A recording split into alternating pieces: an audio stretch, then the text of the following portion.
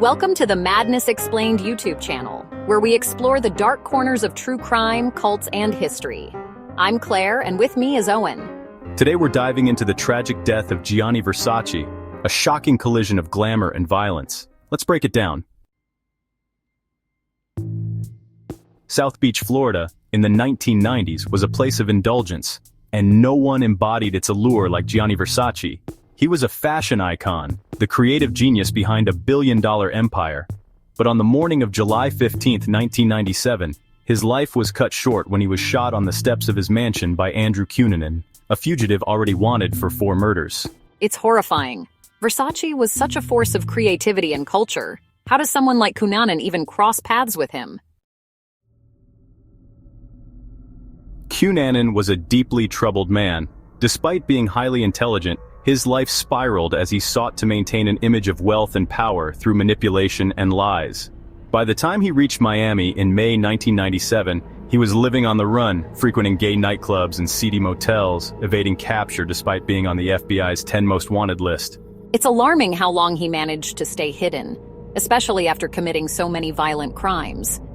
What drove him to kill Versace? That's one of the most perplexing parts of this case. Some speculate it was jealousy or obsession, while others believe Cunanan had delusions of a connection between them. There were rumors they had met before, but nothing concrete has ever been proven. It's so tragic and senseless. And it's not just the loss of Versace, it's the fact that Cunanan's suicide left so many questions unanswered. What about the manhunt? Why couldn't he be stopped? Critics argue it was a combination of law enforcement missteps and societal biases. Cunanan targeted gay men, and some say this contributed to a lack of urgency. Ryan Murphy's series on this case even highlighted how marginalized communities can fall through the cracks. It's heartbreaking. It really forces us to reflect on how bias can impact justice. But let's talk about Versace's legacy. What he achieved in his life was extraordinary. Absolutely. Versace revolutionized fashion, blending bold colors, daring cuts, and provocative designs. He celebrated individuality and helped launch the era of the supermodel, making Naomi Campbell and Cindy Crawford household names. After his death, his sister Donatella faced immense challenges but ultimately led the brand to even greater heights. Today, Versace is still a symbol of innovation and opulence. It's inspiring how his vision continues to thrive, even in the face of such a devastating loss.